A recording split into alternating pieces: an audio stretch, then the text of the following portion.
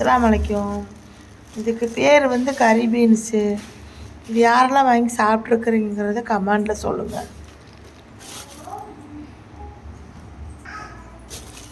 இந்த கறி பீன்ஸ் வந்து மட்டன் சிக்கன் கூட வந்து போட்டு கிரேவி குருமா அந்த மாதிரியெல்லாம் வச்சு சாப்பிட்லாம். இதுக்கு பேரே வந்து கறி பீன்ஸு தான். இது வந்து 1 கிலோ 200 ரூபா. நல்லாயிருக்கும் இந்த கறி பீன்ஸு. இது வெறும் உருளைக்கிழங்கு இந்த மாதிரி கூட போட்டு சப்பாத்தி கூட வச்சு சாப்பிட்றதுக்கு செம்ம டேஸ்ட்டாக இருக்கும். இது யாரெல்லாம் வாங்கி சாப்பிட்ருக்குறீங்கிறத கமெண்டில் சொல்லுங்கள். அவ்வளோ டேஸ்ட்டாக இருக்கும் இந்த கறி பீன்ஸு. 2 கிலோவுக்கு வந்து ஒரு 1.5 கிலோ பயிர் கிடச்சிருக்குது.